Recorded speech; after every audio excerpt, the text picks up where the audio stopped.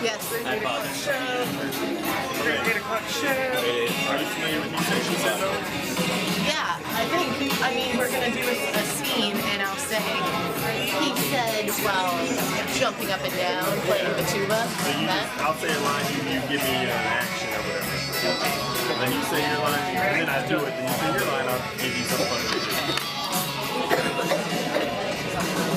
But we'll do it. We'll play it. It'll be good. It'll be solid.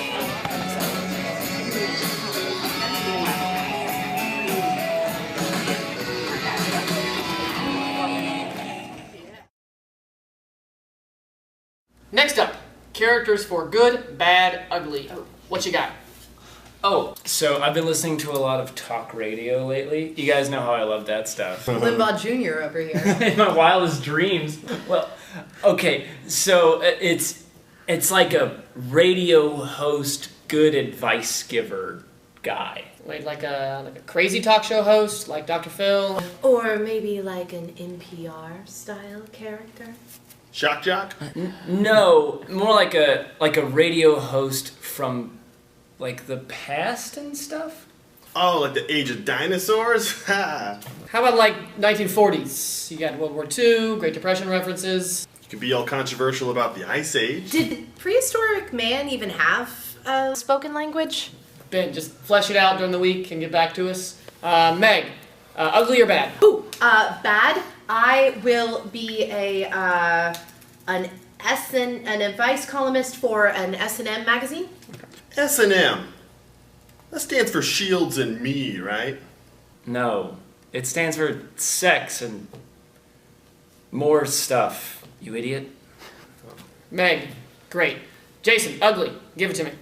Ugly, that's like bizarre, weird advice, right? Yeah. Okay.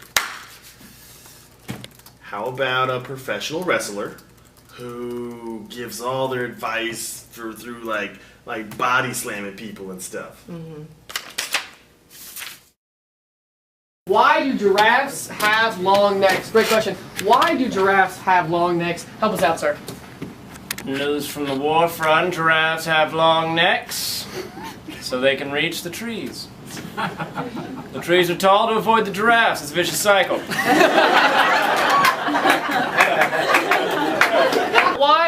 Why do giraffes have long necks? I find, and I know because I've been to Africa multiple times for field work. It's it's okay. It's somewhat hot. I don't know. Why do giraffes have long necks? One time I saw an accident.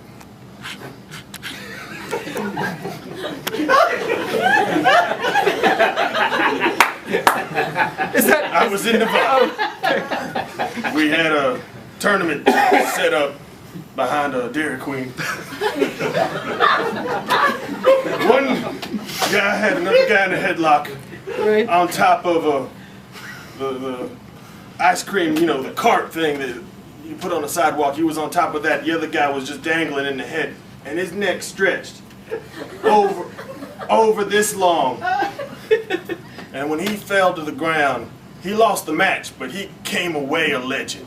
Wow. So he's got now he's known maybe as a famous wrestler like a Mr. Giraffe or something. No, they called him Gary. Yeah, so I've been doing improv about 10 years now, and it still weirds people out when I tell them I'm going to go to improv practice. Right? I try to dodge the question, but it's just so exhausting. I mean, it seems like the only time I'm actually making things up is when I'm lying about whether I'm making things up. Next game, Jason, you've got sound effects. What are you thinking? Right, so you know about those old rotary phones? I don't use phones. Yeah, it's an old phone. Well, my grandmother, I went to her house yesterday, she's got one of those phones. Do you think I could borrow that for something? Yeah, that's fine. Jason, what's the scene about? Imagine when you dial the numbers in, the sound after you do that is different. Alright, so instead of like bring, bring, bring, it's like you're petting a cat. This is why I don't use phones.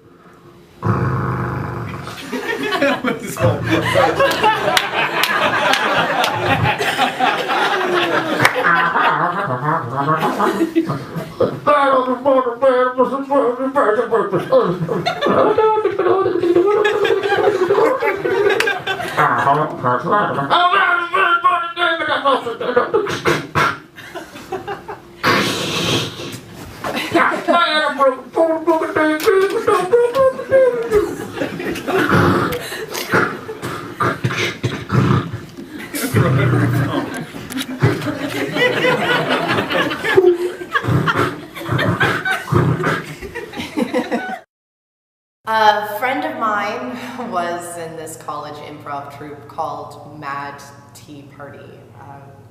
I loved them so much that they eventually made me what they called an audience accomplice. So I would shout out specific suggestions that they had written beforehand before each scene at the shows. They loved me because I was always never made mistakes and I never asked questions. Meg, suggestion off? Yeah, that's the one where we do 2 different scenes using the same suggestion. Okay, great. So both scenes been written? Yeah, the suggestion we need is Jupiter. First scene is about 2 kids sent into space that are adorably naive about the dangers of it. You have to be brave now, Bobby. This is the first time anyone's ever gone to Jupiter. Why would they send 3rd graders? Why would they send 3rd graders? I don't know. And what does expendable mean? And the second scene is 2 physics professors debating about the existence of Jupiter that is complete and utter nonsense. I do not believe that we are the only orb in this world. You don't believe that we're the only orb in this world. On this orb upon which we stand, you don't believe that we're the only of it. Yes, that is... Extrapolate your theory, sir. That was my whole theory, just those one page. Just the general accusation that it's probably more than one of these. Well, Don't have anything about dimensions or whether or not we're like 2 orbs on top of each other. We just don't have the right glasses, like a 3D movie. I really wish that it was possible to just make stuff up and it be funny, but you just can't do it. You know, if improv is really made up on the spot, why would we still have scripted theater? More to the point, that kid in high school at lunch, why isn't he just, you know, riffing off jokes? He does what everybody else does. Quotes Monty Python lines. And like Fletch stuff. High school funny is Python and Fletch. That'd be a good name for an improv troupe. All right, last game, 4 corners. Oh, okay.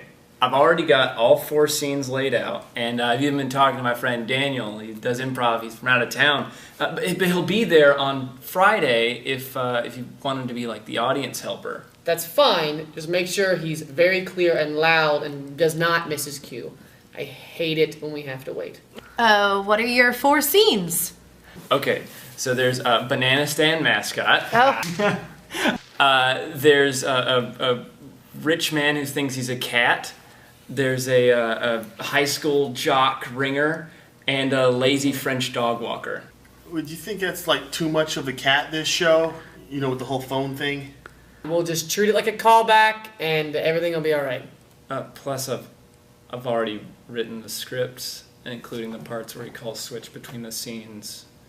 So. Oh.